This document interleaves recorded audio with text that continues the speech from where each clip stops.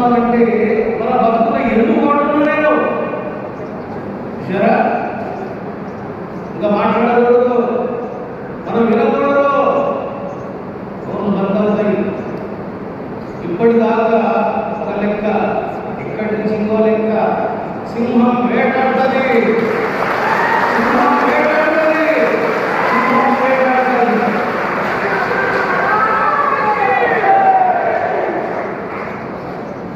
ఇక్కడ అనేక సింహాలు ఉన్నాయి, ఒక్కదనుకోకండి.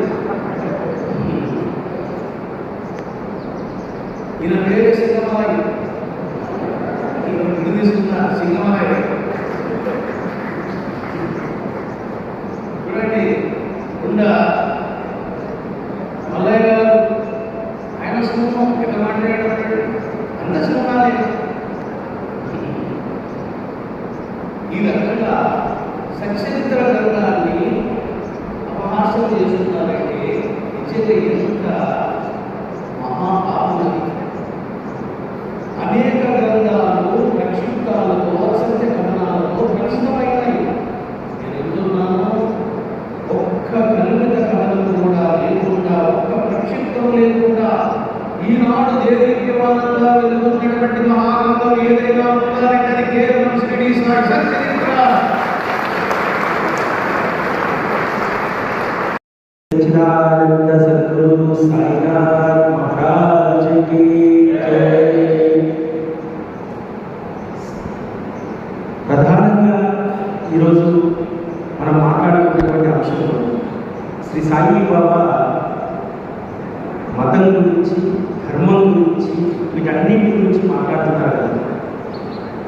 నాకు తెలిసి దీనికోసం ఏ పోరాటము, ఏ ఆరాటము అవసరం లేదు. ఒక్కటే ఒక నిదర్శనము, శ్రీ షిరిడీ సాయిబాబా అనుగ్రహ పీఠానికి వస్తే హిందూ ధర్మం ఎలా ఉంటుందో తెలుస్తుంది. శ్రీ సాయిబాబా హిందూ ధర్మాన్ని పెడవేసుకుని ఏ విధంగా ఉన్నారో ఇక్కడ సప్త ఋషుల యొక్క ప్రాంగణాన్ని, అనేక దేవతామూర్తుల యొక్క ప్రాంగణాన్ని, శ్రీచక్రానికి సంబంధించినటువంటి ఆ ప్రాంగణాలను చూస్తే శ్రీ సాయిబాబా రూపం లేనటువంటి ప్రాంగణం లేదు. అంటే సద్గురు సామ్రాట్గా ఆయన ప్రాంగణాల్లో కొలువై ఇది దేవత వైభవం అని చెప్పి ఈరోజు మనకు ఈ ప్రాంగణంలో చూపెడుతున్నారు. నాకు తెలిసి ఏ ప్రమాణాలకు అవసరం లేదు. స్వామీజీ గారు నేను మాట్లాడిన తప్పైతే చేయండి. కాబట్టి ఏ ప్రమాణాలు అవసరం లేదు, ఒక్క ప్రమాణం చాలు. అంటే ప్రపంచంలో ఇప్పుడు జరిగేటువంటి ప్రమాదకరమైనటువంటి యుద్ధం ఏమిటంటే వాక్యుద్ధం. వాక్యుద్ధం జరుగుతూ ఉంది. ఈ వాక్యుద్ధంలో ఓటమి ఎక్కడ ఉండదు. ఎదుటివాడు వాడు తెలిసాడనుకుంటాడు, మనము మనం తెలిసాడనుకుంటాడు. కాబట్టి వాక్యుద్ధంలో గెలుపోటమి ఉండవు. కానీ స్వామీజీ గారు ఎంత గొప్ప యుద్ధాన్ని ప్రారంభించారంటే జ్ఞాన యుద్ధాన్ని ప్రారంభించారు. శతప్రశ్నలను సంధించి జ్ఞాన యుద్ధాన్ని వారు ప్రకటించారు.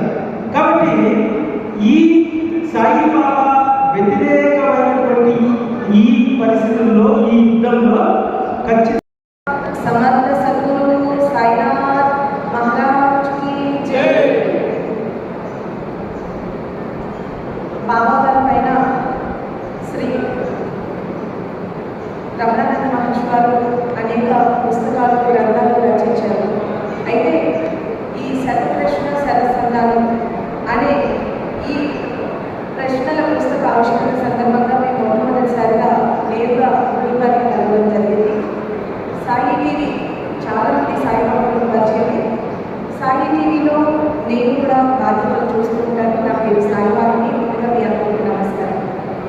మరి ఈరోజు ఈ కార్యక్రమానికి నేరుగా నేను కూడా కలవడం, గురువుగారిని మొదటిసారి కలవడం నాకు ఎంతో ఆనందాన్ని ఇచ్చింది. అలాగే రమణేశ్వరాన్ని మొట్టమొదటిసారి దర్శించడం నాకు ఏమనిపించిందంటే, బాబాలో ఉన్న మేఘశ్యాముడు అనే భక్తుడికి బాబా స్వయంగా త్రిశూలం తీసి అక్షంతలు వేసి ఆశీర్వదించి, నీ శివుడు వస్తున్నాడు పట్టుకో అని స్వయంగా సాయి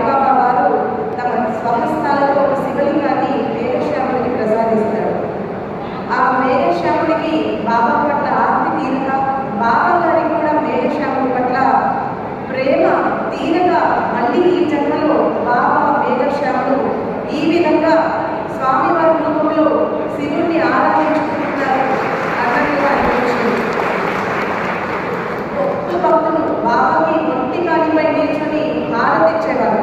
బాబా వారికి అభిషేకం అందులో